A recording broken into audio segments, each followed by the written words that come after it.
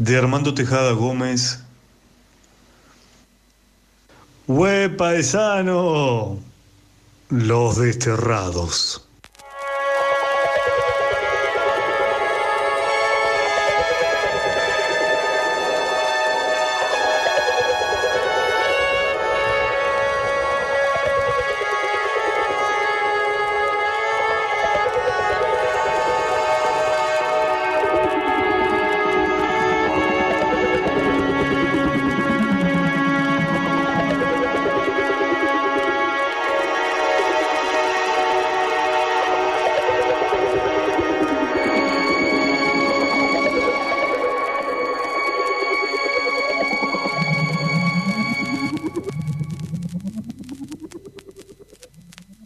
Decían en el país azul que de padre italiano y músico, naturalmente no se puede sacar un bemol de agricultor, picapedrero, albañil, carpintero o cosa sólida y palpable, aunque sea hermoso en la plaza, piazza, decía él, dirigiendo la banda en las retretas dominicales de Zárate, y mantenga con sus clases de solfeo, trombón, clarinete, violín y tutti quanti cosa fuera capaz de reproducir una nota más o menos afinada en cualquier dimensión acústica, toda una familia unita, claro, en un tiempo muy dulce, cuando se ataban los perros con chorizos y el país azul era una oda de abundancia tal que las familias de pro darían sus apellidos a los latifundios y a las estaciones de ferrocarril al este, al sur, al norte y al oeste.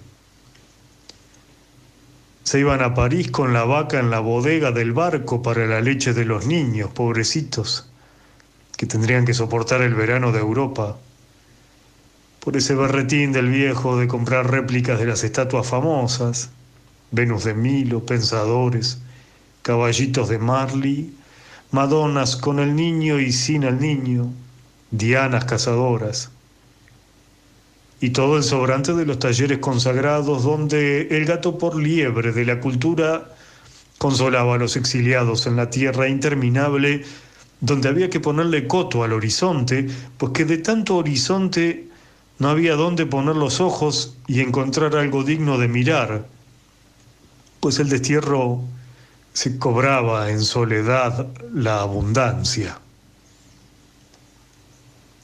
Fue entonces cuando hallaron sitio en los pasajes de tercera los maestros desocupados del arte y hubo manga ancha para que se embarcara gente febril, destinada, soñadora, musical, plástica, visual, coral, tenora, soprana, actoral, de a uno, de a dos, de a trío de cuerdas, de a compañías de ópera, de a orquestas, de abandadas o vendaval de incipientes o malogrados o grises partiquinos de cualquier parte, aureoleados de un prestigio que la clase adinerada daba por hecho y que se podía verificar en la primera página de cualquier pasaporte o documento de identidad: ser europeo.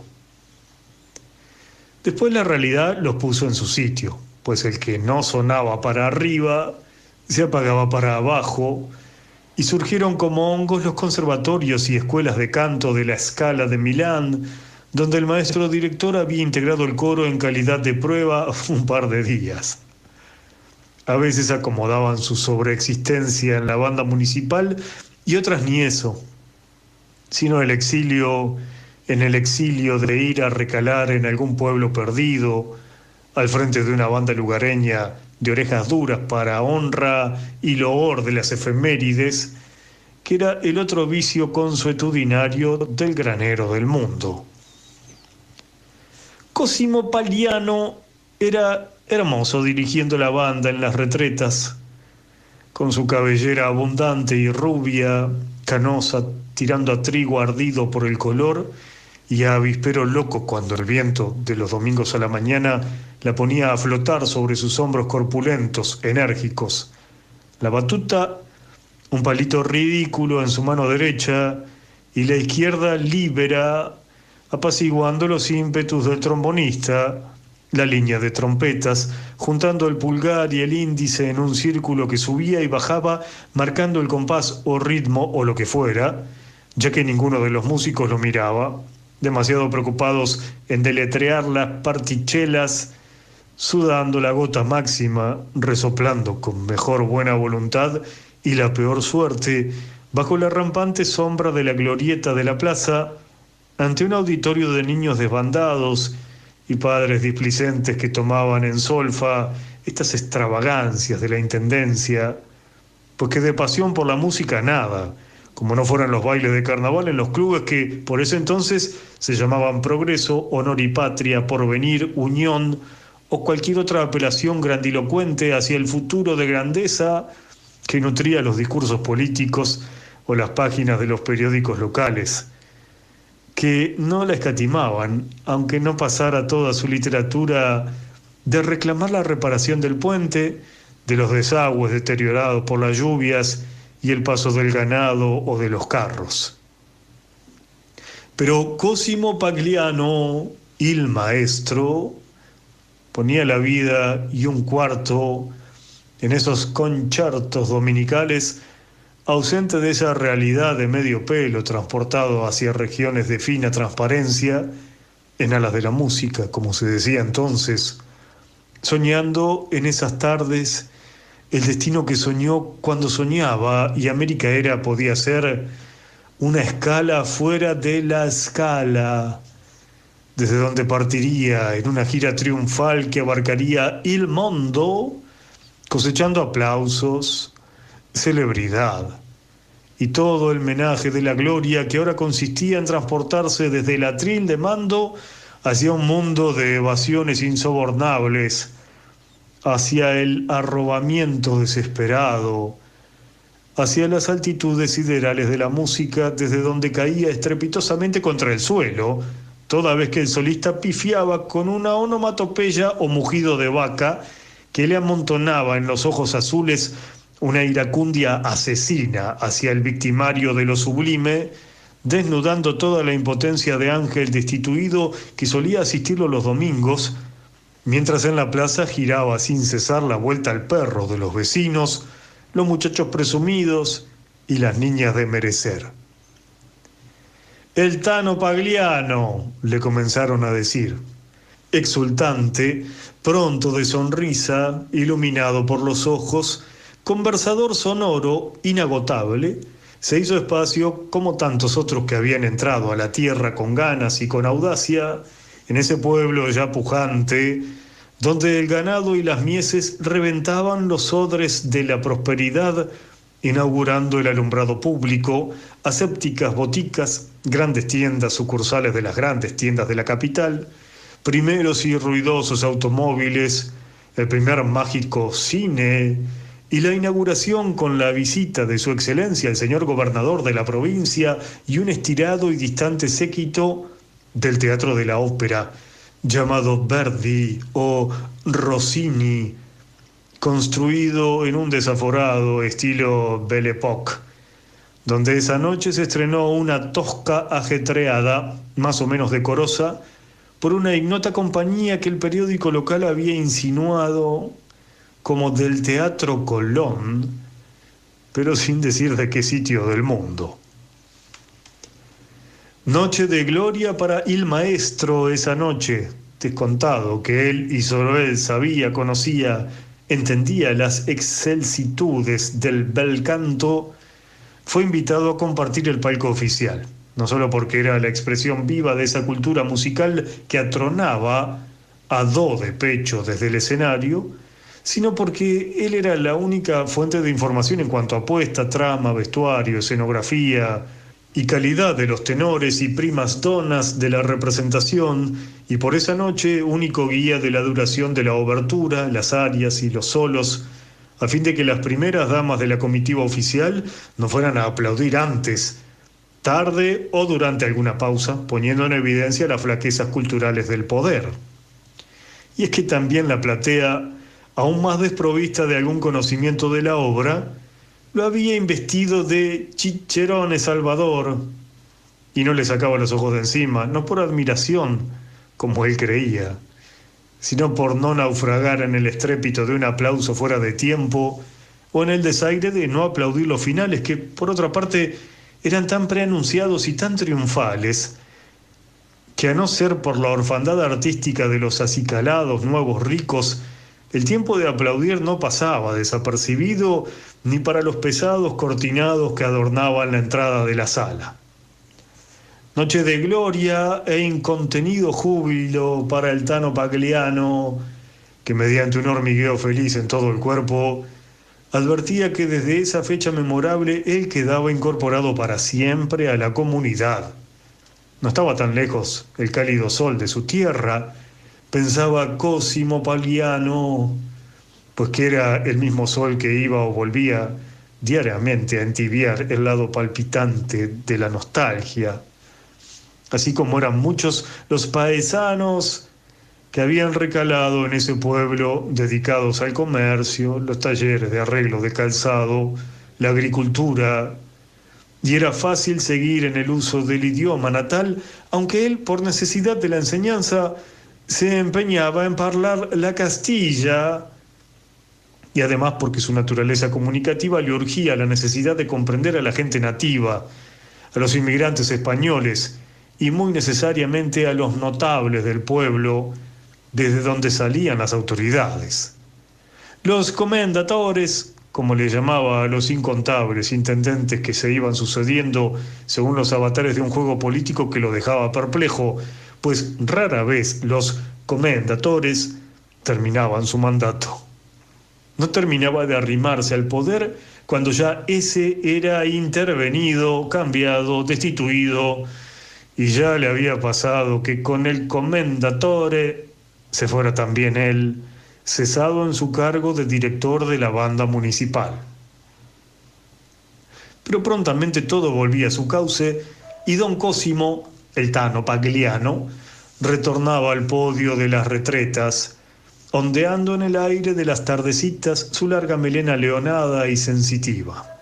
No estaba lejos el cielo meridional de este cielo desmedidamente azul, solo interrumpido por las bandadas de tordos que, cada crepúsculo, volvían a dormir en los árboles de la plaza que en su pueblo, ya su pueblo, se llamaba General Mitre, como en otros se llamaba General Roca o General Urquiza. Idénticas en su trazado, un busto del prócer aludido a la entrada principal que daba a la avenida principal, caminos embaldosados, un mástil en el centro o una fuente con el mástil al frente, árboles de la llanura, ombúes y canteros de flores que según los gobiernos estaban cuidados o descuidados. En un ángulo, la infaltable glorieta para las retretas y una desolación que solo se interrumpía los domingos al caer la tarde cuando, con concierto o sin él, todo el pueblo se volcaba a ellas, girando sin término para satisfacer la más cara distracción de los simples habitantes de la llanura: verse. No estaba lejos de su cielo el Tano don Cosimo Pagliano, tampoco lejos de su tierra. Al verlo subir al podio de su orgullo musical de cada domingo, podía decirse que, en verdad, había llegado. Todo el tránsito de la vida hacia la muerte podía hacerse, y en rigor se hacía, con solo dar una vuelta completa a la plaza. El registro civil, para anotar su llegada a la vida, unos pasos más allá la iglesia, para el bautismo, al llegar a la esquina la escuela, doblando a la derecha la farmacia o botica para concurar los percances de la salud, al medio de esa cuadra la fachada chata sin orígenes de la Intendencia Municipal, al lado para entibiar los ánimos vecinales la jefatura de policía, en la otra cuadra el juzgado de paz, para los quítame de ahí ese litigio, en la esquina el club social, donde el aburrimiento echaba la baraja y se perdían campos y propiedades, y cerrando el círculo el café bar, de nombre exótico como Copacabana o Tropical. Al regreso de la vida se daba toda la vuelta, pero a la inversa, parando en la iglesia para los funerales, mientras las campanas doblaban a muerto y todos, por un instante, contenían el aliento. En los anocheceres del verano, la gente de Zárate saca sillas a las anchas veredas, porque es precisamente espacio lo que sobra en la llanura, y se distraen viendo ir y venir a los vecinos, saludando, a veces de cumplido, otras con entusiasmo. Algunos, los más íntimos, se detienen a echar un párrafo comentando algún acontecido del día o dando cuenta del estado de salud de los niños, la abuela, la marcha de los estudios de los chicos, algún viaje, hasta la hora de la cena. Ahí, por las 9 de la noche, cuando entran las sillas y una paz de vajillas suena en los comedores, allá en el vientre de la casa, amplia como todas las cosas, cuando la noche junta en los dormitorios el montón de bochorno del verano, aún hay tiempo, es decir, espacio, para sentarse en el patio bebiendo algún refresco, matando los mosquitos ya tarde sobre el brazo, suspirando el no sé qué de los suspiros y dejando venir el sueño a tranco lento. En tanto afuera, en la plaza, en las calles sin misterio, la noche ha instaurado su imperio manso y un silencio sin sobresaltos lo invade todo en el pueblo, donde nada es viejo y aún los árboles no han aprendido a morir. Muy allá abajo, en los rancheríos del Camino Real que ahora llaman La Ruta, hay voces que no llegan al pueblo, risas, rasgueos de guitarra, avisperos de la vida. Alguien dirá mañana que en la pulpería de Ábalos estuvo un cantor increíble de apelativo Carlos Gardés o Gardel, de paso para la capital. Nadie sabe qué será leyenda.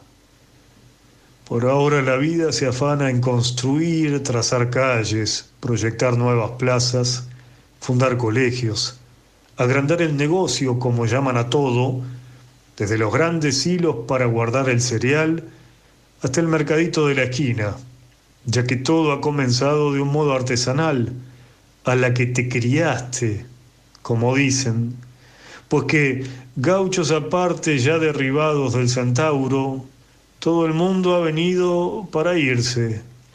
Apenas haga la América y pueda llenar los bolsillos para volver a la aldea, el pueblo, la ciudad de donde salió con las raíces al aire, los pantalones remendados y la esperanza atada a la punta de algún pañuelo de abuela. Pilato, Pilato, si no nos va bien, no te desato. En tanto se los tragaba la tierra por todos los rumbos, y los fundadores de poblaciones carecían de toda intención o conciencia de esos destinos trascendentales que 100 años después los discursos ponderarían al descubrir el busto de los benefactores en la plaza o el patio de algún colegio, ante el modesto orgullo de sus descendientes solemnes, endomingados para la ceremonia, muchos de los cuales ya se jugaban los beneficios del benefactor en las mesas de pase inglés del club social.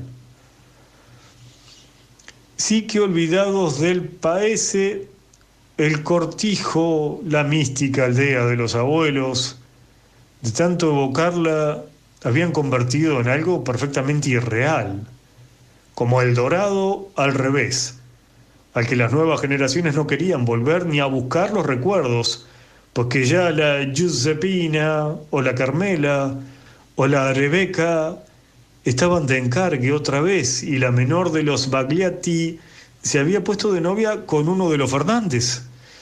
Se estaban construyendo la casa y pasado el año por el luto de la abuela, la vida voraz de la llanura iba a imponer la boda, el trazado de nuevas calles, plazas, colegios, edificios, nacimientos, sepelios, casamientos, gestando imperceptible, poderosamente, el estallido de nuevas raíces, ahora aquí, donde nadie sabía que sería leyenda, tan ocupados como estaban en vivir. Cuando todos los barcos del retorno, ya vacíos, ya fantasmas, se hicieron a la mar, encallados en tierra sus náufragos azules para siempre. Las casas crecieron espaciosas y durables, una explosión de malbones aturdió los jardines y al fondo, en la huerta, las coles vinieron de a puño, se sonrojaron los primeros tomates y una esbeltez de ciruelos, durazneros y perales despuntaron el vicio agrícola del abuelo y llenaron la casa de entrañable fragancia. Pero se cocían babas en jauja, muy allá abajo o allá atrás, el hervidero de una nación crecida a los ponchazos revolvía el caldero de todos los asuntos sin terminar, adheridos con alfileres a la Constitución de 1853, donde todos soñaron con su legua de sueños y pusieron en el papel inmaculado, impoluto, dijeron los poetas, la letra inmaculada donde las provincias unidas del Río de la Plata serían estados federales autónomos, libres, aunque detrás de la letra los verdugos estuvieran anudando las orcas caudinas del puerto drenador, por donde toda independencia tendría que pagar el pesado tributo de la salida al mar, a las gaviotas del progreso, al mundo,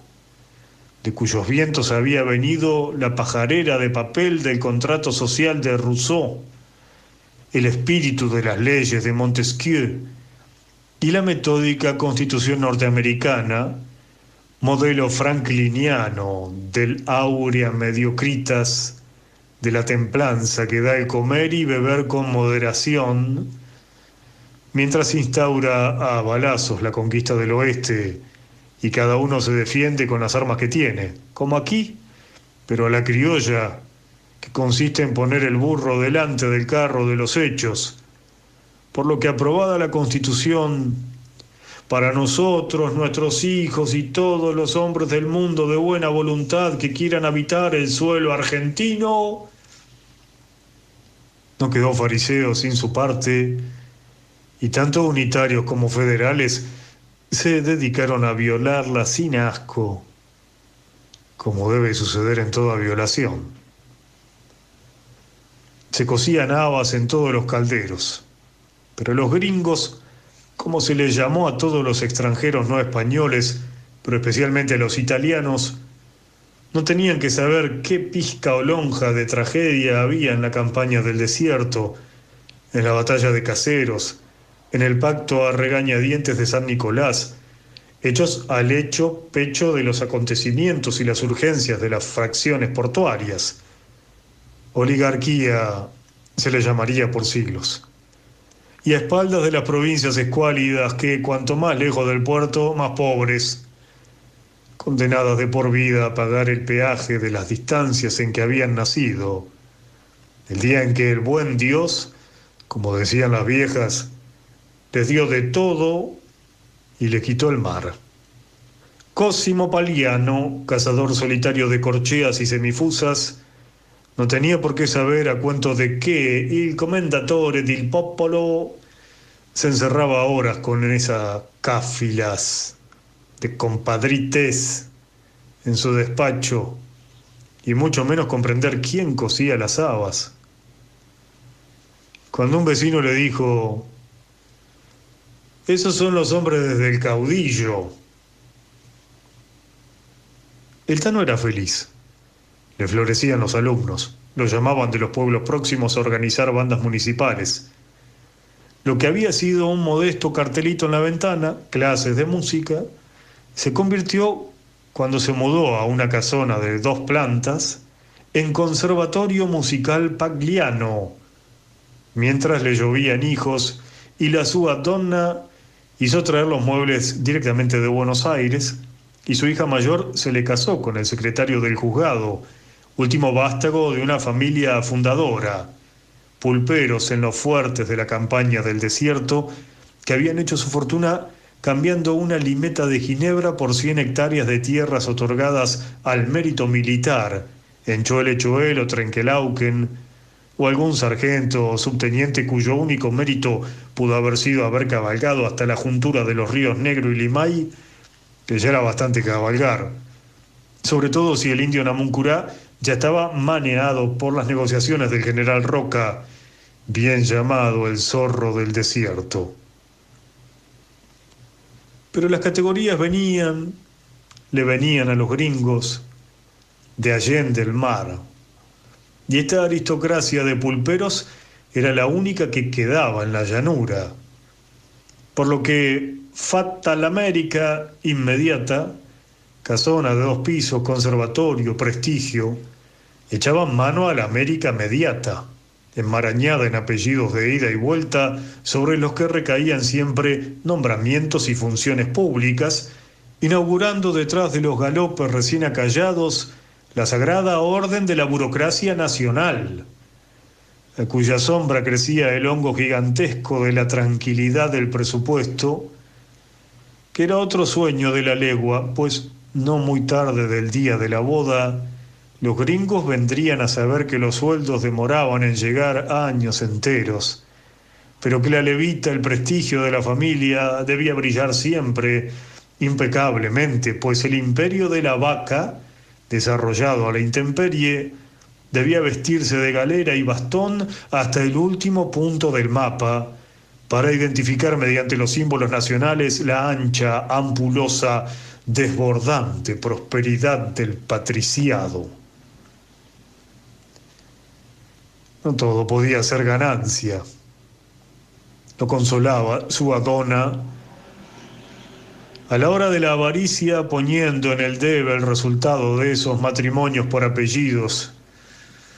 Lo que no se gana hoy se gana mañana, pensaban, y en los ojos azules les brillaba un guiño azul, como el país de la legua.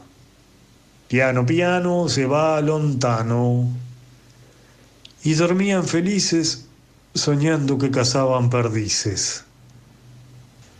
Los hijos de Cosimo tenían nombres de mármol: Augusto, Claudio, Césare, o de trigales, Leticia, o de bronces, Vittoria, Diana, pero también de júbilo, Horacio, Virgilio, y de euforia, Dionisio, el último engendrado la noche de un vino más, cuando fue que llegó el ministro de Agricultura y quiso conocerlo. Los domingos, cuando el mediodía rompía los tímpanos de las ventanas y el tábano del sol inflamaba la tierra, los paglianos reventaban el comedor de la casa en torno a la pasta chuta, fata in casa, y las moradas jarras de vino de Mendoza, espeso como greda del cielo, descolocaban la voz, improvisando en las gargantas falsetes impensados, risas imprevistas, respuestas insólitas, proyectos delirantes, abdicaciones de la autoridad paterna, desoídas llamadas al orden de la mamá, y una complacencia general de donde salía un vestido de fiesta, un auto recién llegado al pueblo que vendían los Olazábal, esos pitucos venidos a menos, un monociclo, préstamos a los yernos para mejorar las apariencias, y cualquier otra multiplicación, ahora que el babo veía menos y acaso la diabetes le andaba buscando el último lugar de la dulzura, por donde algún día la muerte vendría, años más, años menos, de una manera tan perfecta como la vida, redonda como una manzana. De padre músico e italiano, solo se puede sacar hijos inventores, poetas, ociosos per se, más músicos y algún loco buscador de la luz y el trazo de la vida para ponerlo a parir en una chispa, en un verso, en un atardecer o en alguna precipitación de sonido totalmente desmadrado que le hará exclamar al vecchio maestro: che fa? Che facciamo, figlio?», espantado ante cualquier audacia acústica de la armonía, la fuga, el contrapunto, porque ahora anda diciendo su hijo Virgilio que la música es el arte de alterar el sonido, y su hijo Dionisio que aquí en América nada de lo que se ve cabe en un soneto, aunque sea un niño de 12 años y ni siquiera sepa qué maledetta cosa es un soneto, y ya haya escrito una estupidez tan absurda como que el aire es la piel de las cosas, y la sua dona, la mamá, no lo escuche cuando vocifera, y sí se ponga a escuchar una estupidez aún mayor, la radio a galena. Y fue en esos días. El ingeniero loco, un alemán o sueco o suizo, pero también rubio, amoló para hacer un silo subterráneo para cargar los vagones de los dos lados por debajo de las vías, y como estaba de novio con la hija del intendente de turno, y aprobaron los planos y comenzaron las excavaciones ante un pueblo atónito que no terminaba de asombrarse del progreso y que, llevándose las manos a ambos lados de la cabeza, exclamaba: ¿a dónde iremos a parar? Ahora se va a hundir el tren. Los niños no. Los niños iban a la vuelta del colegio diariamente, viendo de lejos al alemán o suizo o sueco, con los pelos al viento, dando órdenes, vociferando a veces, renegando de estos criollos pachorra, como esa tarde que se pararon frente a los montones de tierra Virgilio y Dionisio y oyeron el revuelo. «Hay un animal allá abajo, un animal enorme. ¿Dónde? En el túnel. Llevamos 5 horas desenterrando lo que parece ser el espinazo». «¿Pero está muerto?» «Claro. Si no, ¿cómo lo íbamos a estar desenterrando?» «¿Grande como qué?» «¿Qué sé yo? Le dije, grande». «No puede ser». «Eso dijo el ingeniero, pero ahí estamos. La obra parada hasta sacar esa mole de ahí abajo. Y lo peor es que no hay con qué. Es como de piedra». «Bueno, el ingeniero dice que es de piedra, que es... ¿Cómo fue la palabra? Espera. Fósil». «Fósil. Fósil, dijo fósil». Virgilio y Dionisio estiraban el cuello hacia la boca del túnel, pero no lograban ver nada que no fuera obreros llevando cuñas de madera hacia adentro, obreros saliendo extenuados del túnel, gente que se iba juntando y un capataz dando una orden. «¡Que no toquen nada! ¡Nada! Dice el ingeniero que hay que llamar a Buenos Aires, que no toquen nada». Fue una tarea de relojería con todo el pueblo a la puerta. Toda esa semana se habló de lo mismo, el animal de piedra. Vino un sabio de la capital y dirigió los trabajos de excavación y extracción por piezas, secundado por el ingeniero loco y sus obreros, del gigantesco muerto que yacía a 10 metros bajo tierra de la vía del ferrocarril, y que, de no haber sido por el túnel, o más bien por el romance del ingeniero con la hija del intendente, hubiera seguido durmiendo su sueño mineral, otro cañonazo de siglos, ajeno al trepidar de los trenes de carga y a la curiosidad aterrada del pueblo que, religiosamente, venía a asomarse al túnel, toda vez que sus obligaciones se lo permitían, y desde luego los domingos, que habían convertido la vuelta del perro en peregrinación al túnel del tiempo, de donde salían huesos como vigas, costillares como las verjas nuevas de lo que ahora se llamaba el Palacio Municipal, y eran embalados, numerados, clasificados, dentro de enormes armazones de madera, bajo la dirección del viejo sabio, que tomaba incansables notas en un cuaderno y que, sorpresivamente, había derribado de su puesto de mando al ingeniero loco, que ya no ordenaba nada, limitándose a cumplir los encargos y órdenes del frágil viejecito de barba y guardapolvo blanco que, no se sabía cómo, sin gritar, sin ademanes, sin otro recurso que un suave gesto de vez en vez, ponía en acción a esos criollos pachorra y concitaba la bullente curiosidad de una población entera sin proponérselo. Inmerso en la tarea de extraer intacto al animal de piedra, que no tenía la forma, según un dibujo publicado en el periódico local, de ningún animal conocido por criollos o gringos, y cuya vastedad silenciaba de asombro las sobremesas y de un miedo cósmico las palabras. inmersos hacia los siglos, se puso a demostrar otra locura posible que nadie comprendía, que la vida, bueno, eso que aturdía la mesa con ruido de vajillas, había comenzado aquí, detrás o delante del animal de piedra que desenterraba remotamente y que él llamaba el Homo Pampaeus. El día que sacaron la cabeza, 40 obreros y voluntarios con palos, poleas, sogas, hierros, Florentino Ameguino dijo al diario local: no sé, debo seguir investigando, hay que estudiar la capa geológica. Y más cosas que nadie pudo nunca repetir. Solo Dionisio, que dijo al revés en la sobremesa a Virgilio tiempo después: te dije, América no cabe en un soneto.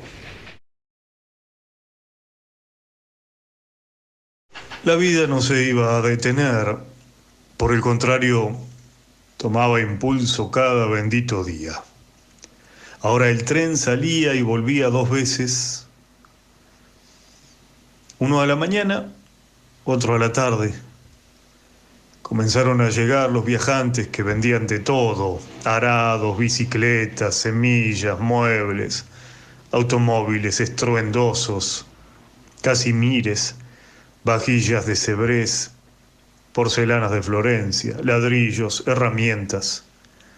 Sonrientes, atildados, audaces, encendían la codicia romántica de las muchachas y ya de tardecita, cuando suspendían sus afanes mercantiles, tomaban el vermut sentados a las mesitas que el propietario del Hotel Nueva Roma había comenzado a sacar a la vereda para el verano, inaugurando una nueva vuelta del perro cotidiana en las 4 cuadras principales de la avenida por donde se paseaban las solteras ida y vuelta que, sorpresa mediante de sus madres, todas las tardes tenían que ir a la modista y a repasar geografía a la casa de sus condiscípulas.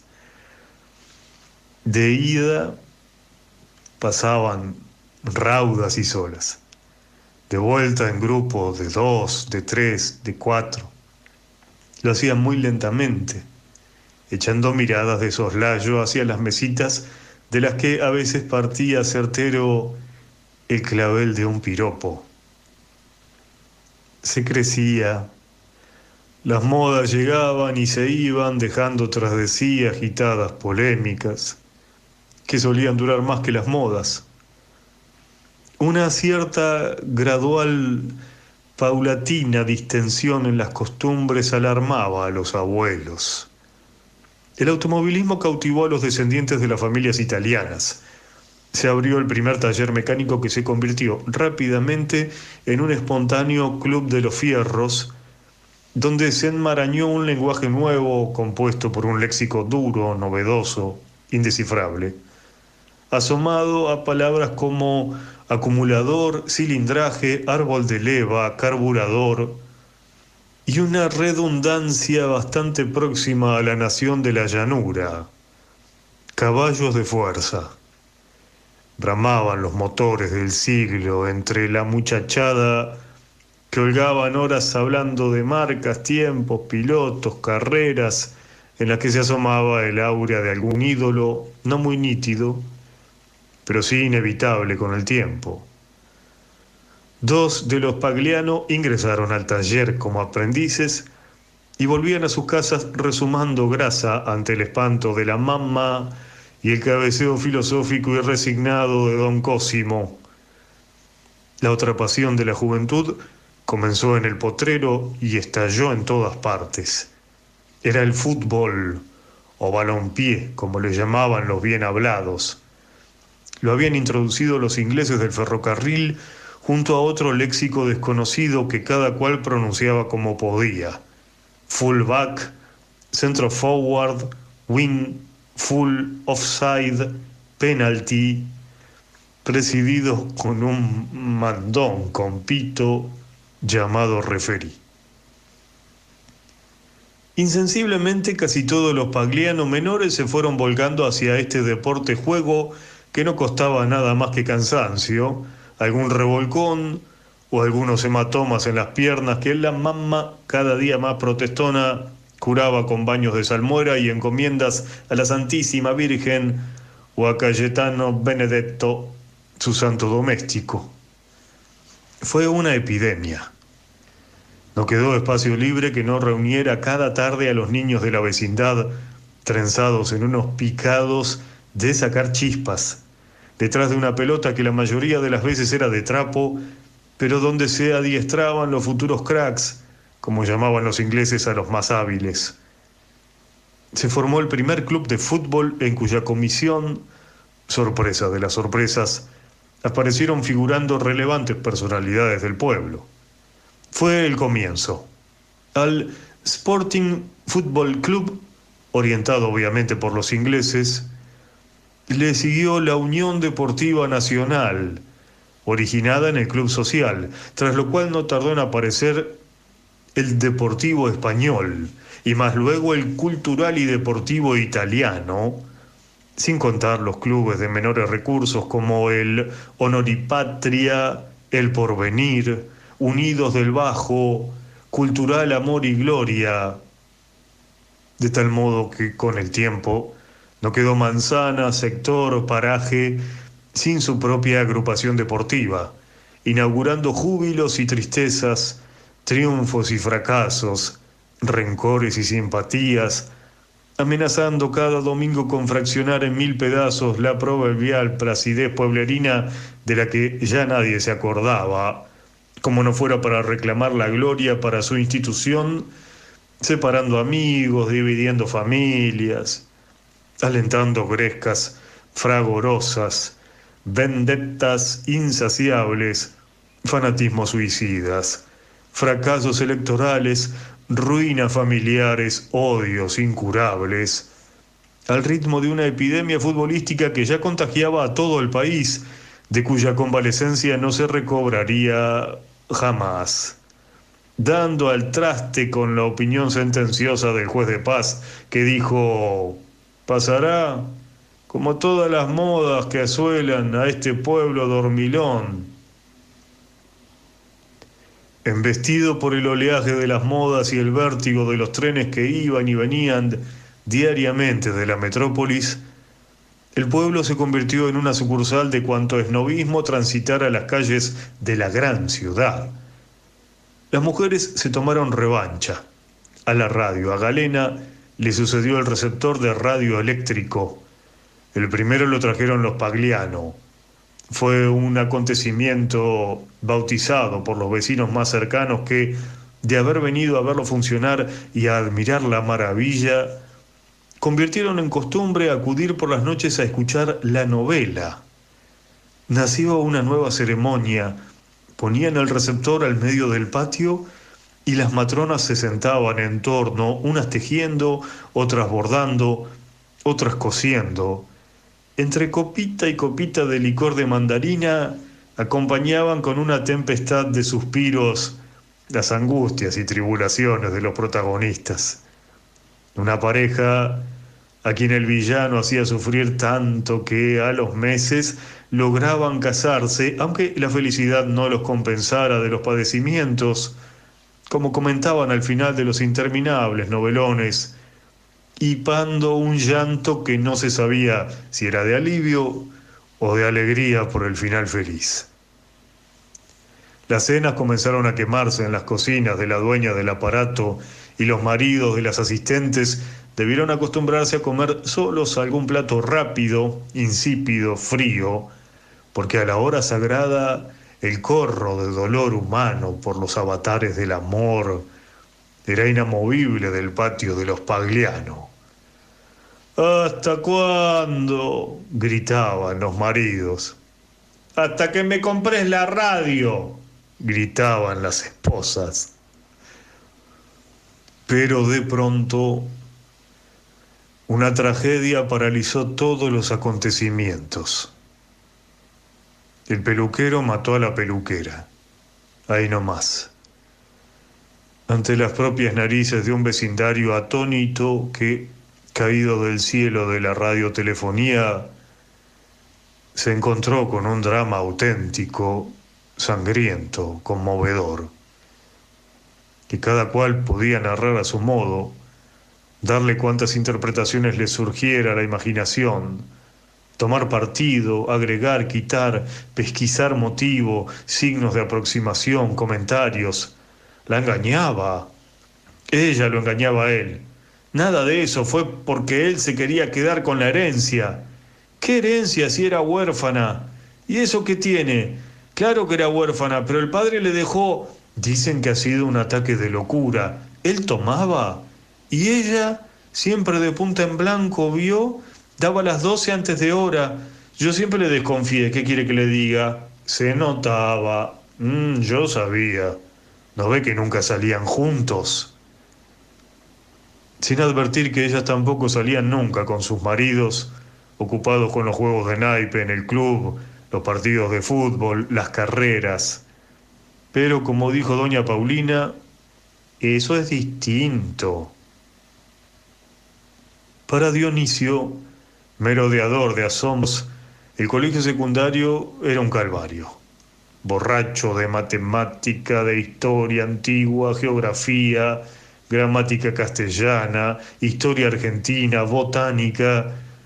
Solía olvidarse de concurrir a clase y se extraviaba entre los tilos del parque incipiente, oyéndose a sí mismo, releyendo a todos los poetas que le caían a las manos, memorizando los sonetos de Petrarca, enamorándose de Laura, de la Beatriz de Dante, de las heroínas inaccesibles escritas a través de los siglos, tan distante de las adolescentes próximas, llanas, pueblerinas, sin un andarme de leyenda, aunque no faltaran por ahí unas trenzas anudadas a sus ojos púberes, recientes, demasiado ocupados en fijarse en la urdimbre fabulosa del telar de la vida, o perderse en las lentas ensoñaciones de los jardines exóticos de Rubén Darío, su ídolo poético de esos días, que tenían el poder de convertir el achaparrado parque de su pueblo en umbrosos y místicos bosques medievales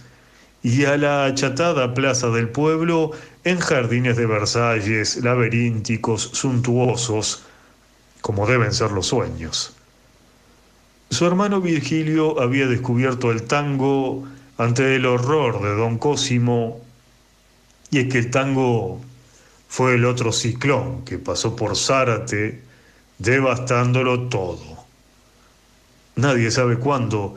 Para Dionisio lo trajo Caferata, un bohemio tomador que hizo fama en los despachos de bebida de las orillas. Para Virgilio, la radio y la adolescencia. Don Cosimo dio el grito de alarma la tarde en que Virgilio recibió de la capital el paquete con el álbum, se sentó al piano e inundó la casa con los acordes de El Choclo.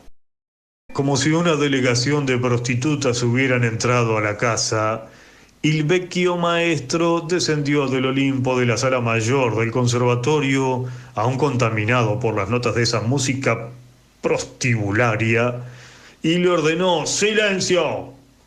El piano no es para moler a frecho. La música es sagrada como la Virgen. Maledetto, io te lo prohíbo. In questa casa facciamo música, no murga. ¿Qué dirán mis alumnos? Sin sospechar siquiera que todos sus alumnos venían a aprender los rudimentos de teoría y solfeo, con el recóndito sueño de tocar algún lejano día en las orquestas de De Caro, Pizarro, Donato o don Francisco Canaro, que acababa de llegar de París laureado por la gloria. El celo estético de don Cosimo puso veda en su casa para el tango.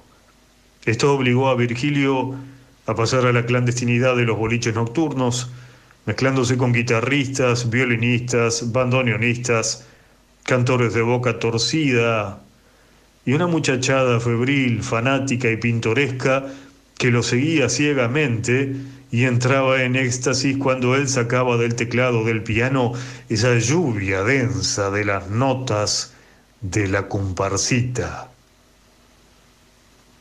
Dionisio hizo otro camino hacia el tango. Había desdeñado aprender ningún instrumento, aunque no se salvó de aprender música como no se salvaba nadie de ese aprendizaje bajo el techo de Cosimo Pagliano. Pero amaba la poesía.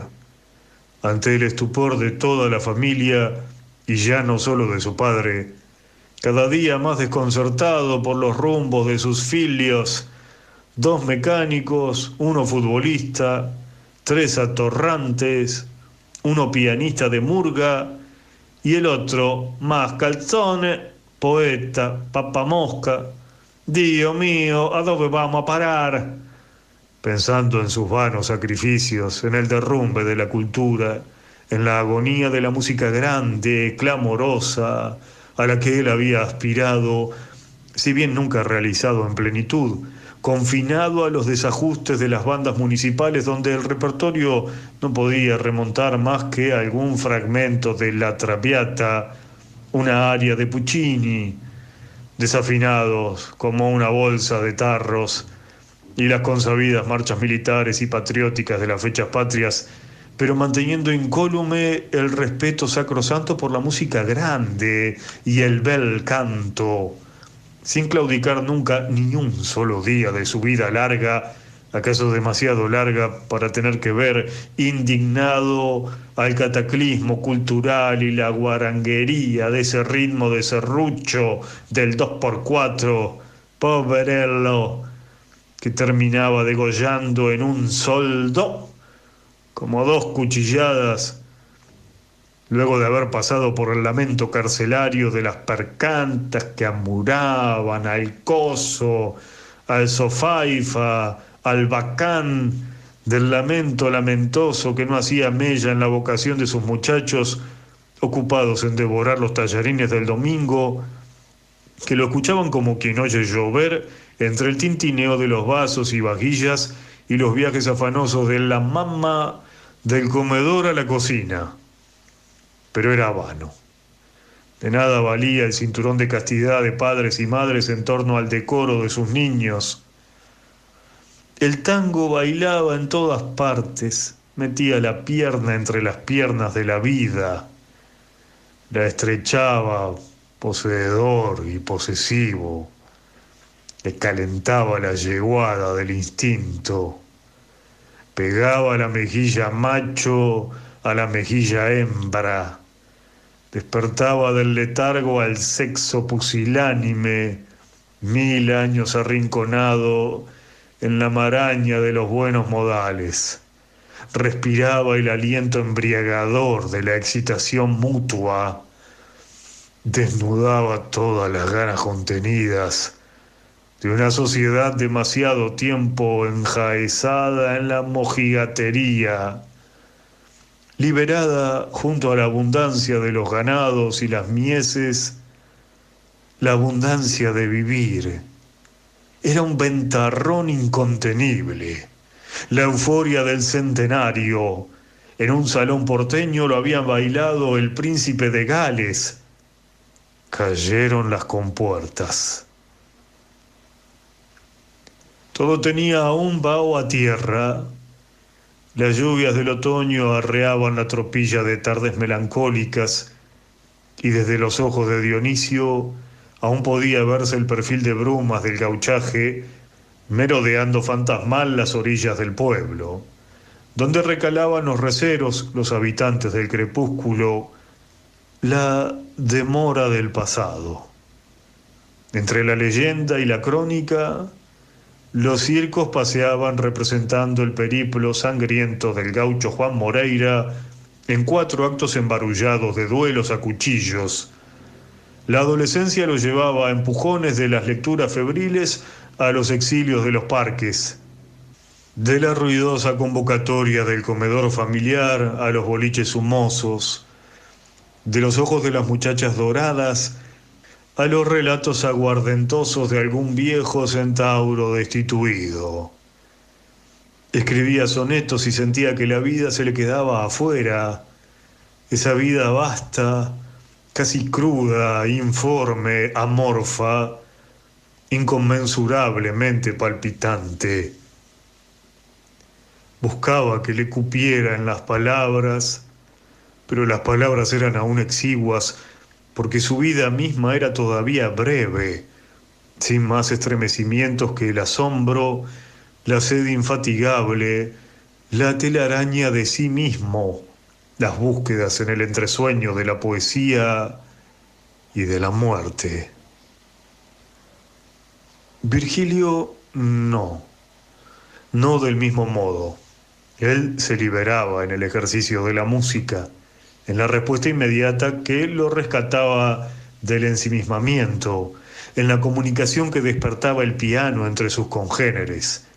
Ya andaba formando su orquesta, aunque inquieto, de mil modos él no era un prisionero.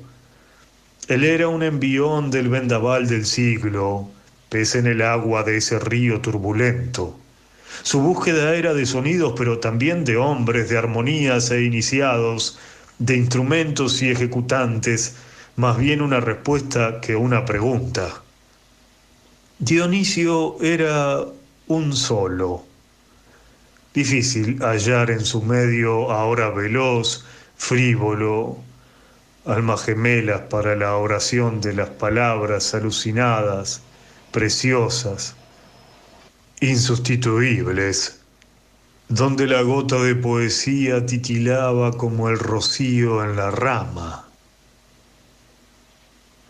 Por eso buscaba la compañía de los adultos, de los nietos del gauchaje legendario, de los últimos sabedores del misterio de la llanura, que lo llevaban con ellos de un modo usual y cotidiano, como el facón al cinto.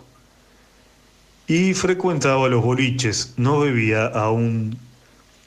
Le bastaba la borrachera de dichos y sucedidos, los galopes perdidos, la guitarra por milonga de los hombres del cuero, amigo de los muchachos del bolichero. El pretexto de ir a estudiar con ellos le permitía estudiar la vida añosa del país azul. Así conoció al loco Caferata. Decía venir de Buenos Aires, de las ochavas del Paseo de Julio, del Bajo Mitológico, del fangal abigarrado de sus callejas donde de repente brillaban los cuchillos o se abría un clavel como el que siempre llevaba en la solapa. Raído pero milagrosamente entero, llevaba con aire chulo ese traje negro de chaqueta estrecha y pantalón bombilla, lustrado por el uso y el abuso en los codos, las rodillas y las asentaderas. Camisa que había sido blanca, anudada en el cuello por una corbatita voladora, zapatos de cuarteado charol y taquito militar que le daban a su caminar un contoneo compadrón, ágil, orillero, no por el origen, sino porque siempre parecía que caminaba a la orilla de algo, en el filo de una navaja invisible donde persistía una reminiscencia de paso de tango.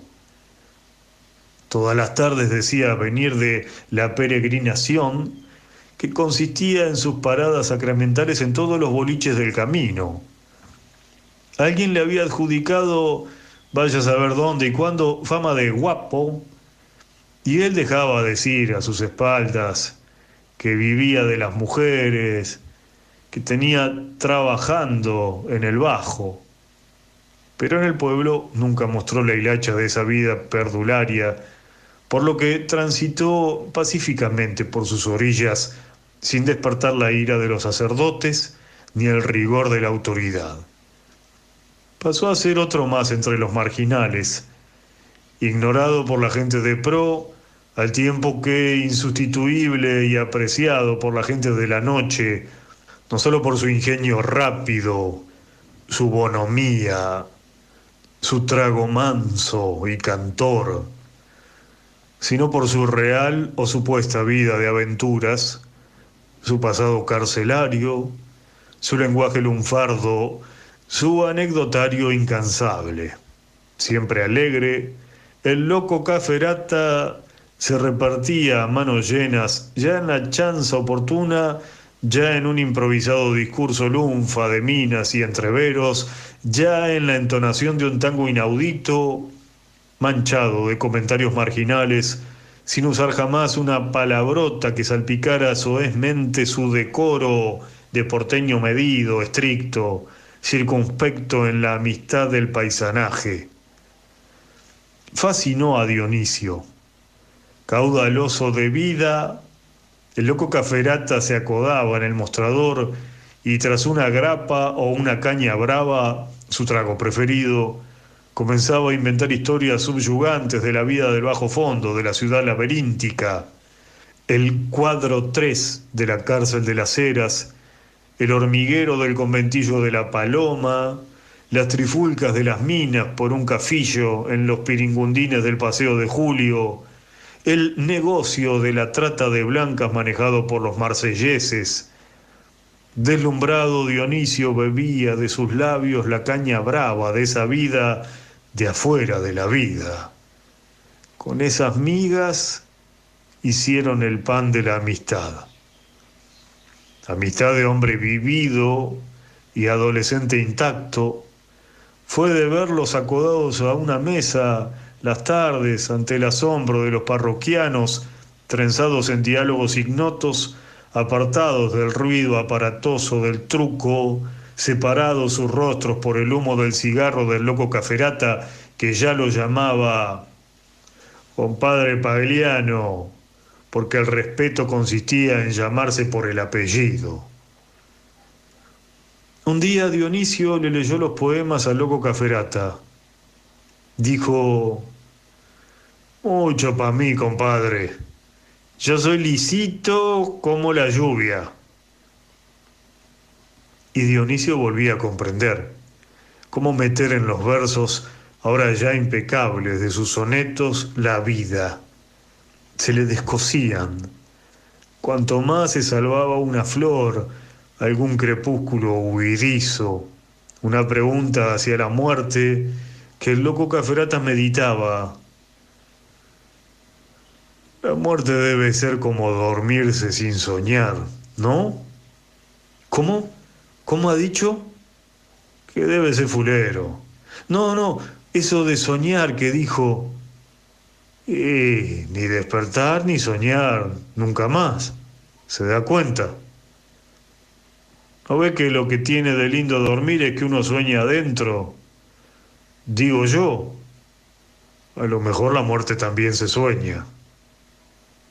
Un poeta ha dicho que la vida es sueño. No, compadre, qué barbaridad. La vida es más linda que un sueño. Y se subía por una anchurosa carcajada. Perplejo, Dionisio pensaba en el absurdo de esa afirmación sin vacilaciones.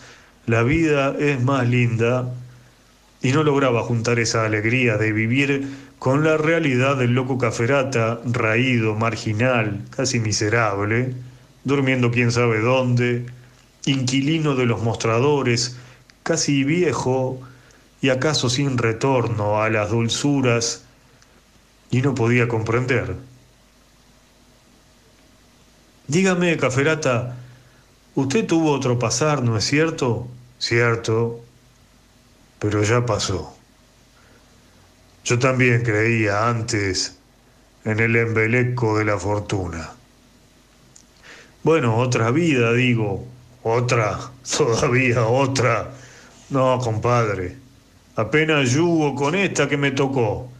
Si me dieran otra, la regalo. Hay tanto moribundo. Y volvía a subir por la carcajada caudalosa. Salidos totalmente de madre, enfiestados de novedad mutua, Dionisio y el loco Caferata se hicieron inseparables y cada tarde se encontraban en el parque desde donde iniciaban la peregrinación por los boliches orilleros, en los que el loco era recibido con palmadas, chanzas, exclamaciones de fresco júbilo por hombres y mujeres que al principio recelaban del gringuito rubión tirando al pelirrojo, que se le había hecho pata al predicador de los arrabales, al historiador de la vida errante, al bastonero de la alegría humilde de la gente del rancherío, celebrado, admirado, invitado a bautizos, asados, aniversarios, carneadas y a las copas prontas de los mostradores boquiabiertos a su presencia. El loco filosofaba. Vea, compadre Pagliano, siempre hay que tener para la primera copa. Las demás vienen sola.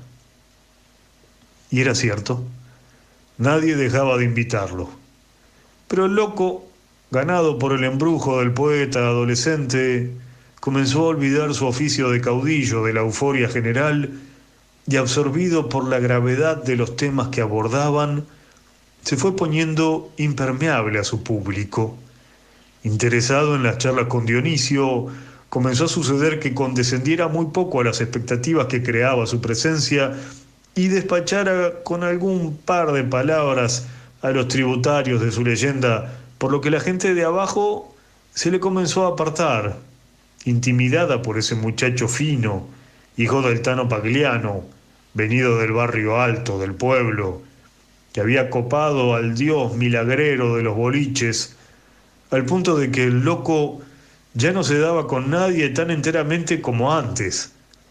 Así es que, al tiempo, hacían la peregrinación por puro ritual, pues que inmersos en sus charlas, la frecuentación de los boliches había perdido sentido. Una tarde, sin que nadie lo propusiera, suspendieron la peregrinación y caminaron toda la tarde bajo los tilos aromosos, y solo al anochecer recalaron en un bar, ya pueblo adentro, donde la novedad comenzó a ser el loco Caferata con su traje de raído milagro y su clavel en el ojal. La noticia circuló en el viento arremolinado de una tarde. El menor de los Pagliano, ese, el Dionisio, se ha hecho yunta con un canflinfero de mala vida que explota mujeres en Buenos Aires.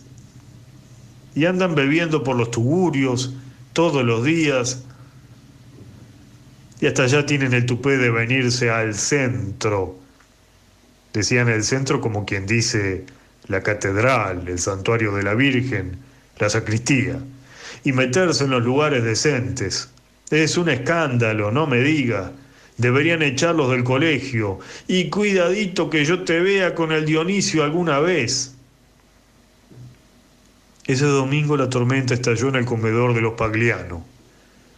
Un severo tribunal de cuñados, hermanas llorosas, madre hipante, padre tronador, hermanos obradores, lo sumarió, juzgó y condenó a terminar con esa amistad extravagante que había indignado al vecindario, que había hecho que fuera ahora peor estudiante que lo que había sido, por lo que vino a saber que don Cosimo había sido llamado por el rector para anunciarle que si él no modificaba su conducta, sería expulsado del colegio, excomulgado, degradado, lapidado por la santa adquisición de las buenas costumbres pueblerinas, que ya habían comenzado a construir un patíbulo de indirectas, una pira de saludos retirados, una horca de comentarios humillantes en torno a la sagrada familia del Tano Pagliano, que no se había sacrificado para esto y, como dijo su cuñado, impago en sus funciones de secretario del juzgado de paz, él no permitiría que su apellido fuera arrastrado por el lodo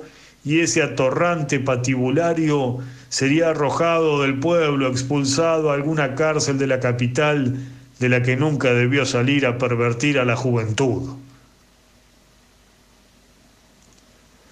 Dionisio vio la celada, el lazo frío, la conjura. Venía de los ojos chiquitos, mezquinos, avarientos del cuñado. Unas frases más y comprendió que lo había urdido todo. El comisario te tomará una declaración. Yo te diré lo que tenés que declarar. Lo mandaremos engrillado. Vos saldrás limpio de todo. Yo me encargo. El juez de paz ya sabe.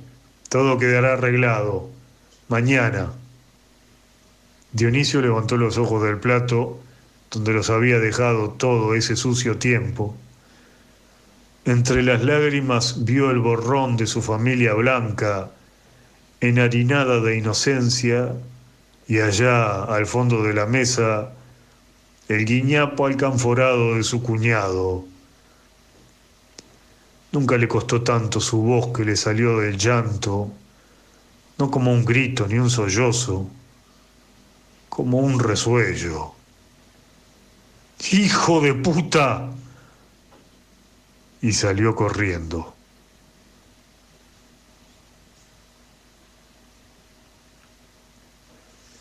Empezaba la vuelta del perro general. La tarde le dio vuelta a la cara. Lo seguía un hormiguero de comentarios. En la esquina de la plaza lo esperaba el loco Caferata, apoyado en el farol, sombrerito requintado caído sobre el ojo izquierdo, el clavel en la solapa, la sonrisa ancha como un abrazo. Tenía una rosa en una mano, se la alargó al llegar. Tome, compadre, pa' que se la brinde a la piba que más le guste. Dionisio quedó clavado en el umbral del asombro. La gente los miraba. No atinó a nada. Dijo atragantado: Caferata, huya. Lo van a encarar por mí. Dicen que me ha pervertido y que lo van a mandar a la cárcel de nuevo. El loco sonrió. Dijo: Ajá. Y le alargó de nuevo la rosa. Tome, atrévase. Nunca será un poeta si no es capaz de cruzar la mierda con una flor en la mano. Dionisio tomó la rosa por inercia. No le salía ninguna palabra. El loco Caferata se llevó la mano al ala del sombrero, lo alzó sobre la frente a modo de saludo, dio media vuelta y partió por la vereda de la plaza como pisando en el filo de una navaja invisible. Recién al verlo irse, Dionisio advirtió que el loco Caferata estaba vestido con un impecable traje nuevo y que calzaba restallantes zapatos de charol. Lo despertó del asombro la risa de unas chicas que pasaban. Estaba en el mismo sitio con la rosa en la mano. Le volvieron las lágrimas. Muy más allá de ellas, la figura del loco Caferata se perdía en la niebla de su llanto. Entonces, maquinalmente, cortó el largo tallo de la rosa, se la puso en la solapa y cruzó para siempre la plaza de su pueblo. Inagotable questo bambino Dionisio, reflexionaba don Cosimo sentado en el patio de su casa luego de haber regado la huerta, fumando la pipa del día. Cachimba, decía él, y disfrutando el aroma a tierra mojada de los breves surcos, leve, balsámico, que lo invitaba a la ensoñación, el sumario del día, las evocaciones. Inagotable, en verdad, y ya desde muy pequeño, como recordaba que su madre le decía que había sido él, allá en el olvido de la niñez. Excepto Virgilio, solo rebelde en su empecinamiento por ejecutar música bruta, todos sus otros hijos eran de un natural manso, apenas interrumpido por algún capricho pasajero, como esa pasión por el fútbol o los automóviles. Lógico, pero estas cosas eran necesarias alteraciones de un orden demasiado sólido para ser subvertido. En verdad, pensaba, la vida había sido dócil para Cosimo Pagliano.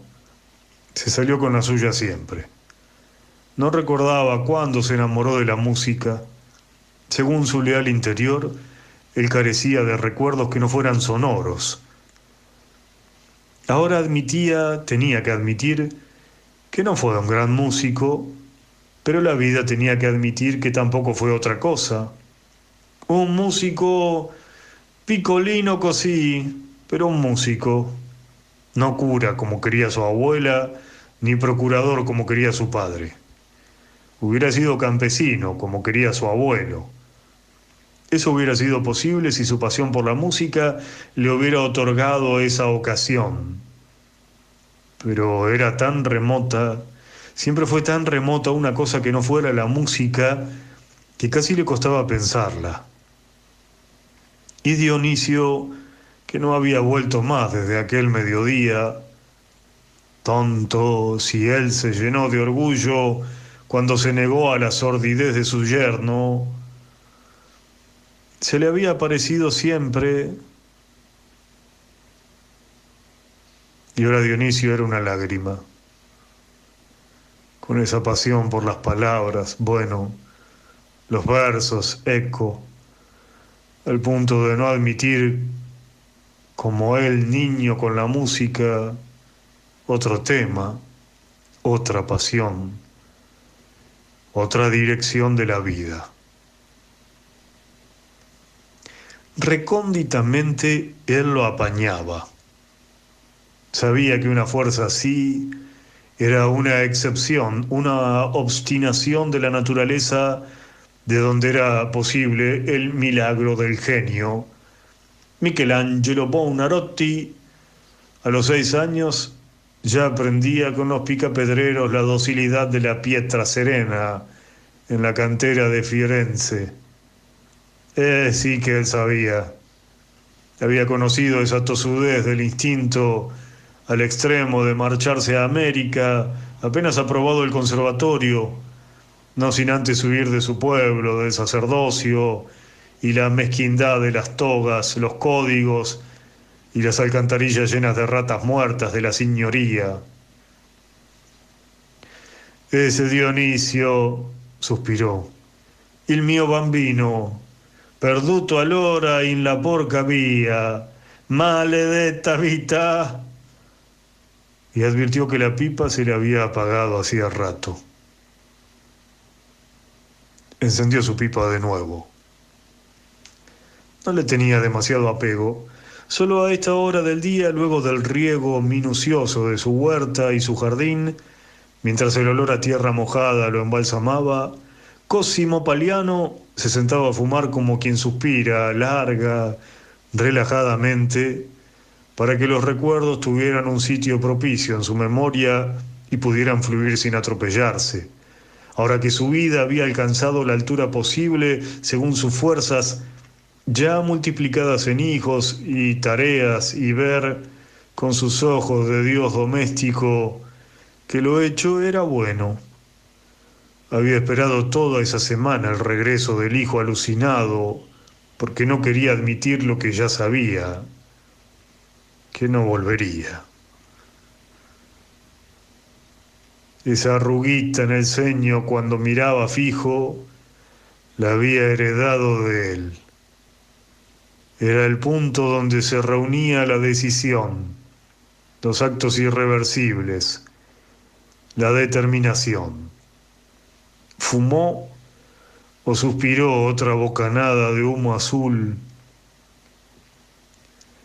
Esta era la hora del silencio en la casa, la última del día, cuando la suba Donna andaba de visita con las hijas y los muchachos se ocupaban de lo suyo por ahí, y él se volvía a sí mismo a mirar para atrás, desandando las zonas más lejanas del olvido. Había venido a la América pagando su pasaje de tercera mediante su integración a la orquesta del barco tocando el violín. Interminables valses vieneses en el comedor de la primera, en 3 turnos, el almuerzo, la merienda y la cena. Comiendo en la cocina con el personal, solazando su corazón cuando bajaba a la tercera y tocaba vibrantes y lujuriosas tarantelas para las familias abigarradas que pertrechadas de baúles y maletas venían como él a la conquista del Dorado. Recordaba, casi se baja en Brasil, en el puerto de Santos. La milanó la primera visión de enormidad del país verde. El españés, el portugués, el portugol de las voces del puerto no entendió ni los buenos días. Lo que su instinto le dijo claro fue ese discurso universal de la miseria, vociferado por la multitud de niños negros apeñuscados junto a la escalinata del barco pidiendo limosna. Aún recordaba el estremecimiento que le recorrió el alma. Esa visión le chamuscó la leyenda del Ouro Preto, que había florecido en labios de sus paisanos las largas noches de soñar el futuro en la panza del barco.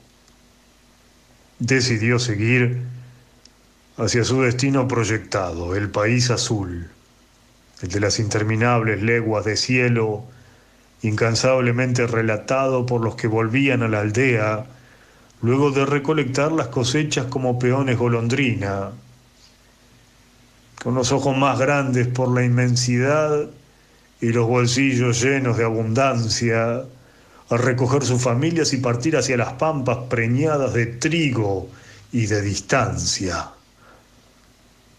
El humo le lloró en los ojos. Aquella primera impresión del puerto de Buenos Aires tampoco fue propicia. Recordaba allá en la bruma la silueta del fuerte semiderruido, las orillas fangosas del río, la turba multa del puerto Gritón, la chatura del contorno, el transporte en una chata tirada por caballos hasta el hotel de inmigrantes, los trámites farragosos del arribo, embarullado por el trabalengua de las lenguas trabadas, intentando traducir al castellano nombres, apellidos, lugar de origen, profesiones, todo mezclado en un bullicio de pájaros azorados ante la indolencia sobradora de los funcionarios de aduana, de inmigración, apretujados en interminables filas de hombres, mujeres con niños en los brazos, abuelas con bolsas de ropa, muchachitos con ojos colgados del asombro. Nada de lo que se veía era grato. Oficinas destartaladas, barracones, pasarelas oscuras del sudor de las manos, pisos de ladrillos y una sofocante humedad que hacía más larga la espera y más amenazante la impaciencia de los funcionarios que, ya hartos, anotaban de cualquier modo los apellidos intraducibles de grafía enloquecedora. Mangia lavori, chapa la pietra, testa di fierro, confundiendo nombres con oficios, como en el principio de los tiempos, lugar de origen con apellidos, número de hijos con fecha de nacimiento, en una confusión de Génesis mostrenco, donde los Adanes y las Evas eran bautizados de nuevo, pues que, aunque no lo supieran, acaban de nacer de nuevo, y solo milagrosamente les sería reconocido el pasado. El recuerdo sonreía bonachonamente en el rostro de Cosimo Pagliano, que había sacrificado aquella vez sus otros dos nombres para salvar por lo menos alguna identidad. El milagro vino en el pan, aquel mediodía del primer almuerzo en el hotel de inmigrantes. Rozagante en las paneras, aún recuerda que pensó que aquí se empezaba por el postre. Imposible, de blanca su miga como amasada con nieve, crocante su corteza. En todos los comensales parpadeaba el deslumbramiento. Luego llegaron las sorpresas humeantes de buceca y las fuentes al tope de puchero, para rematar en dorados bifes de costilla, con ensalada de lechuga y uvas y manzanas y bananas, todo regado con bombín suavísimo y algo abocado, como una suma gentileza del país de la abundancia, para rematar a lo príncipe con una taza de café de un negro amarronado, de donde subía un aroma paradisíaco que mezclaba en la mente la realidad con los sueños y animaba las voces hasta ahí contenidas por la timidez, la zozobra, el recelo a lo desconocido, la inauguración de América. Ahora veía nítidos los rostros más próximos de aquel arribo en tercera clase.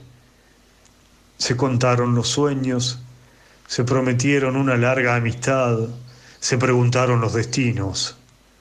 Día tras día partían los convocados hacia los distintos lugares de la tierra. Todo sonaba enorme, el Chaco, Mendoza, el Neuquén, Santa Fe de la Veracruz, el Rosario, Tucumán, Córdoba, San Juan, La Pampa, Misiones, Salta, Catamarca, Jujuy. Todos los paisajes, todos los climas, todas las distancias. Un mapa árido, incipiente, virgen desde el nacimiento del planeta. Selvas no holladas, montes impenetrables, tupidos bosques, ríos de todo cauce, soledades inmóviles. Una redondez de cielo y cielo, cuyo único límite era el cielo, porque la tierra de los galopes no tenía para ellos otra presencia que el horizonte en el que ahora iban a hundirse detrás del viejo insomnio de la búsqueda de la bonanza, el paraíso perdido que, de todos modos, y aunque ellos no lo supieran, lo tendrían que hacer ellos mismos a mano y lomo, día tras día, año tras año, siglo tras siglo, ya que al fin habían llegado a la tierra solo para admitir admirados de qué inmensa desnudez estaba hecha la vida. Trataba de recordar con más claridad las despedidas, de ubicar en la memoria indócil ya los destinos perdidos. Fatal America, ci vediamo caro, addio, scrivimi. Las 4 o 5 palabras del mismo temario. El pañuelo de afecto de las ausencias, agitado en las brumas de los andenes, las lágrimas de los convocados. No tenía portales el granero del mundo. Todos los rumbos estaban abiertos para sembrar, cultivar, construir, fundar, inventar, preñar, nacer, morir. En su recuerdo hay ahora un tumulto. La respiración se le ha acelerado, entreabre la boca para indagar una respuesta imposible. ¿Qué fue de ellos? Menea la cabeza. Tras los rostros perdidos, los ojos de Cosimo Pagliano se achican como para divisar algún rostro de entre el temporal de sombras del pasado. Como a él, a los demás convocados se lo tragó la tierra. Ahora la mira ahí a sus pies, mansa, fértil, generosa. Ya sabe que la leyenda era breve, exigua, miserable, pequeña, como sus vidas anteriores atormentadas por la estrechez de las aldeas. América tampoco cabía en las leyendas. Le bastaba recordar para sentirse abrumado por la multiplicación de la vida que la invasión gringa había promovido. Imposible imaginar. También a sus espaldas había crecido una epopeya que él desconocía, más allá de ese pueblo pujante que él había llenado de pájaros. Ahora lo sabía, como él, nadie había vuelto a buscar las naves del regreso. La vida quedaba en el horizonte y ahí la fundaron.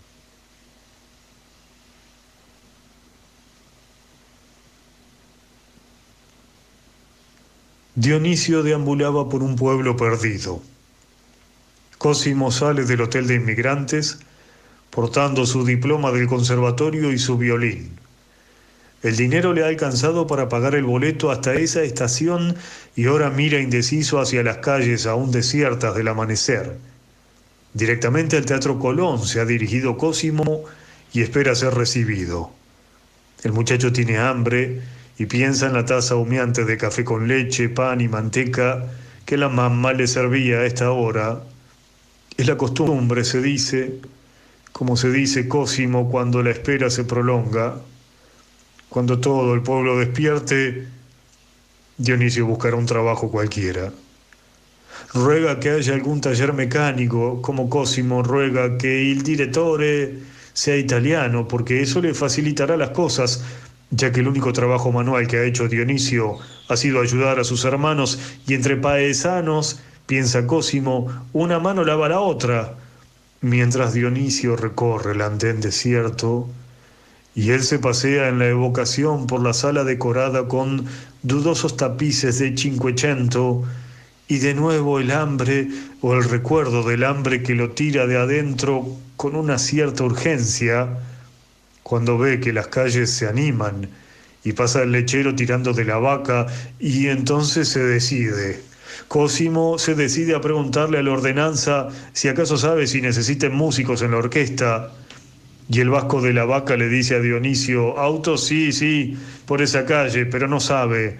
El ordenanza no sabe, porque él solo atiende la portería y tendrá que esperar al maestro y que abran, le dice el vasco, que ahora lo ha mirado enteramente y se entera de que el muchacho anda buscando trabajo, algún trabajo, como le ha dicho Cosimo al signore direttore, cuando ya le ha devuelto el diploma y lo ha enterado que los cargos se llenan por concurso, y el vasco le llena un medio jarro de leche ordeñada directamente de la vaca, porque le ha visto la necesidad transparente de algo tibio, que es cuando el maestro ha vuelto sobre sus pasos y le ha aconsejado a Cosimo que por el momento busque colocarse en alguna banda u orquesta de algún teatro menor y le da la dirección de uno porque ha comprendido la situación de desamparo de Cosimo, como ahora que van por la calle el vasco, Dionisio y la vaca lechera con un cencerro colgado del cogote que avisa su paso a las presurosas matronas que salen de sus casas desmadejadas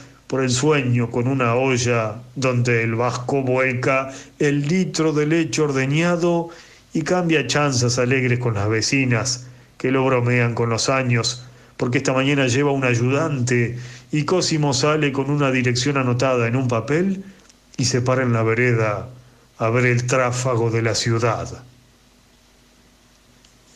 Dionisio se ha parado con el vasco frente al portón del taller y ha preguntado por el mecánico a un muchacho como él, que le ha contestado con una seña hacia el fondo de donde vino un italiano desmedido, vestido con un mameluco duro de grasa, que lo escucha sin mirarlo, como el agente de policía escucha a Cosimo, para indicarle luego el camino tan trabajosamente como Cosimo logra entender, y por suerte no es lejos, como por suerte el mecánico necesita un aprendiz, pero claro, no paga sueldo alguno, puesto que ya es bastante con el aprendizaje, y si quiere puede empezar ya mismo.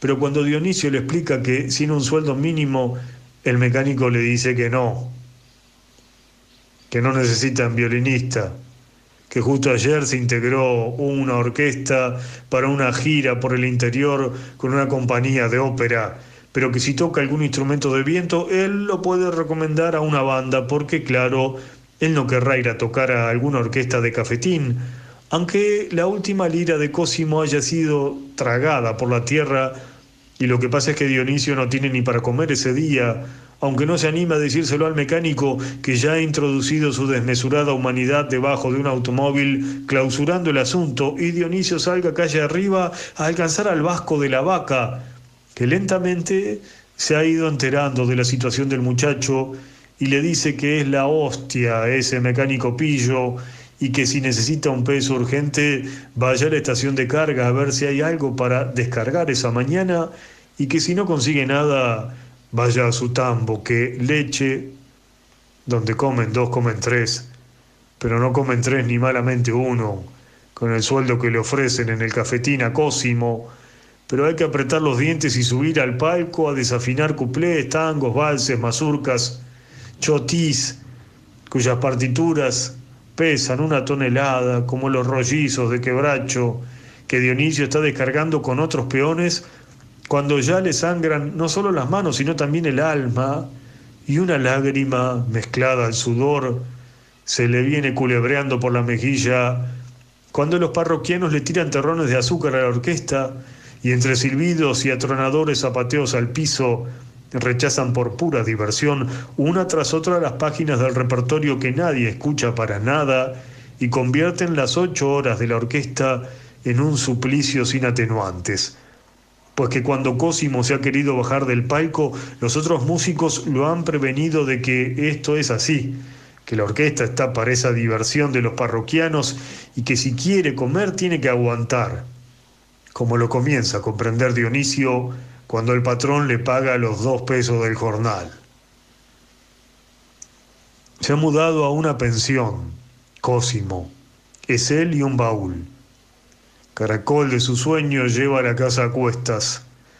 Sabe que a medida que desordene el contenido de su equipaje, se le volarán las mariposas que, entre las ropas planchadas, dejó la ternura de las manos lejanas. Por ahora escribe diariamente a casa, son cartas torrenciales, henchidas de páginas desbordantes de fe, de optimismo, de deslumbramientos. Ensobra diariamente toda la novedad de ese mundo de fascinantes acechanzas. Dice lo bueno, se presentará a concurso al Teatro Colón, una de las 5 salas musicales más importantes del mundo. Ahora toca en una orquesta. Tiene la posibilidad de una gira dirigiendo, miente, la orquesta de una compañía de ópera. Todo este inmenso país, ignotas ciudades donde el dinero se encuentra por la calle, lo mecha todo con anécdotas, cuenta el cuento del paisano que había oído decir que en el país azul el dinero estaba tirado por el suelo. Al llegar, casualmente, se encontró el billete de 1 peso, pero no se agachó a recogerlo porque era un mísero peso. Total, más adelante, cuando encontrara los de 10, 50 o 100, merecería la pena el esfuerzo de agacharse. Nunca más volvió a encontrar tirado ni un mísero centavo. Pero él no lo quería creer. Siguió buscando años y cada día se encorvaba más hasta caminar con la nariz a ras del suelo. Desarrolló tanto el sentido del olfato que, ya viejo, al tonto del peso, como dieron en llamarlo, lo conchavaban para rastrear perros perdidos. Sus cartas ríen, están llenas de todas sus ansias de conquista. La realidad no cuenta, queda afuera. Cuando él cierra la puerta de su cuarto y, derrengado de las 8 horas de orquesta de cafetín, con los brazos muertos de serruchar el ruido en el violín, se sienta frente a la pequeña mesa y escribe con grandes señales de gaviota perdida las exageraciones del corazón.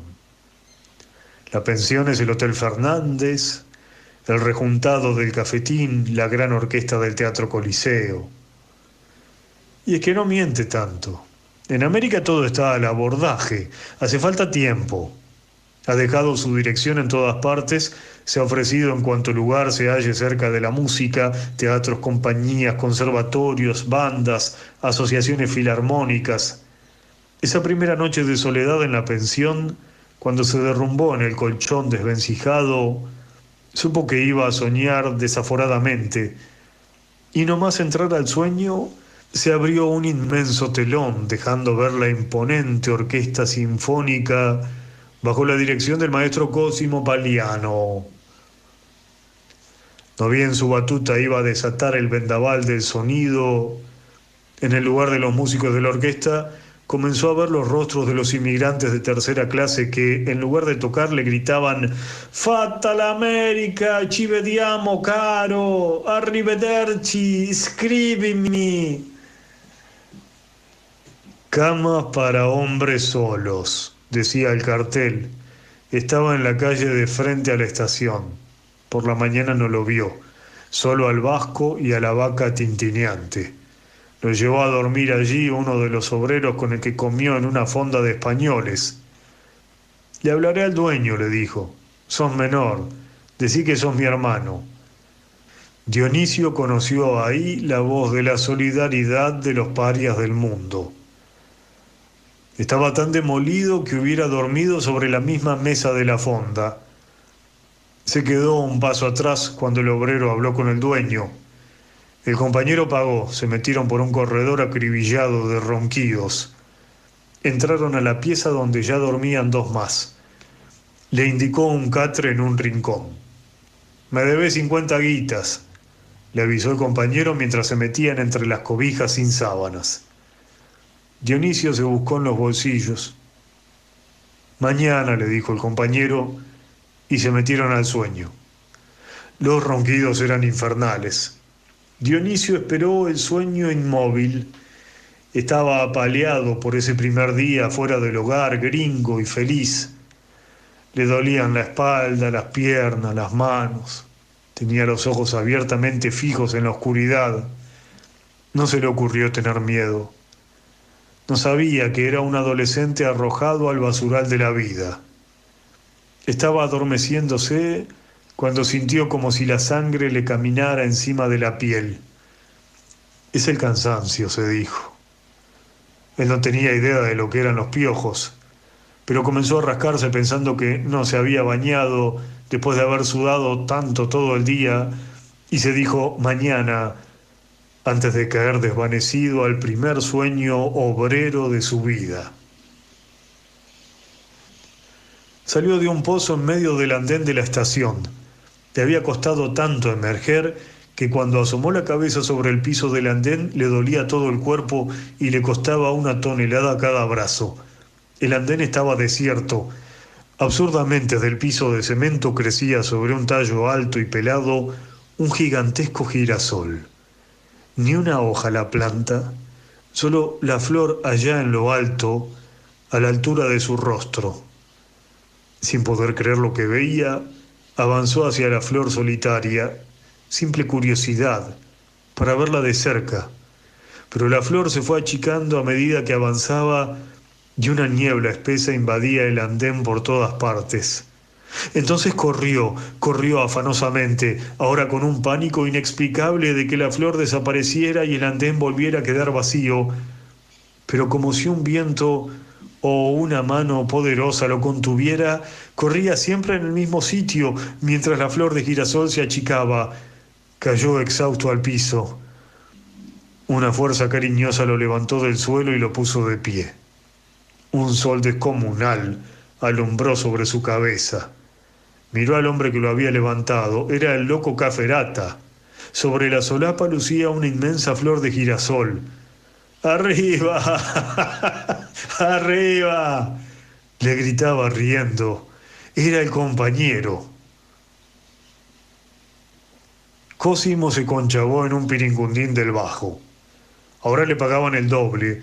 Dirigía un cuarteto de tango que se transformaba luego en acompañamiento de la turca, que danzaba la danza de los 7 velos.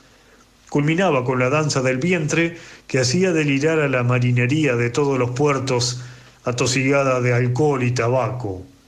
La jornada empezaba ahora a las 9 de la noche y terminaba a las 5 de la mañana del otro día, cuando ya la luz estaba encaramada a los mástiles del puerto como una bandera pura, y él la veía crecer enceguecido al salir del antro de lujuria en el que medraba el peso diario, sin más pena que el cansancio, pues recién ayer había podido mandar a la aldea algo más que cartas y asombros.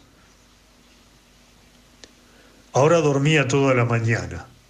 Al mediodía se levantaba a almorzar y a la tarde hacía sus 2 horas de conservatorio para salir luego a hacer la recorrida por los teatros. Siempre estaba intacta su esperanza de conseguir una gira con sueldo de músico profesional y entrar por fin a la desmesura de este país que, de tan inmenso, a él se le había reducido a las 30 manzanas que iban desde la pensión a los teatros y de allí al conchavo del bajo, donde se ruchaba tangos incansables, antes de que la turca transpirante ondeara sus carnes fofas frente al apetito soez de la marinería universal. Pero las cartas comenzaron a espaciarse, la novedad había terminado sin pena ni gloria, y ya Cosimo dormía menos en la pensión que en las camas de las alternadoras, toda vez que no conseguían un marinero que les rentara el sueño. Todas estaban locas con el gringo del violín y su juventud de ojos azules encendía calenturas en el embrague bravío de la noche, desacostumbrado al modo galante, a las finas gentilezas de Cosimo. Él le echaba la culpa de sus prolongados silencios epistolares a estos escarceos sexuales, porque no podía saber que aún en medio de los desiertos del país de la legua, a todos les había pasado lo mismo, y habían ido de la fiebre epistolar al desgano pachorriento de su inmersión en el destierro, de su adscripción al exilio, a la caída al desarraigo, que estaban hechos de la locura de estos naufragios en la tierra, tanto como del reclamo inclemente de una vida voraz, sin tregua ni respiro, donde ya nadie debía nada al pasado, como no fueran los recuerdos, algún giro, la nostalgia de las navidades, reproducidas aquí bajo un calor de 40 grados, con nieves y trineos, y ese sentimiento de culpa que los lastimaría por siglos por ser culpables del olvido. Cosimo solía llorar. Estaba llorando cuando lo llamaron para una gira por todo el interior del país.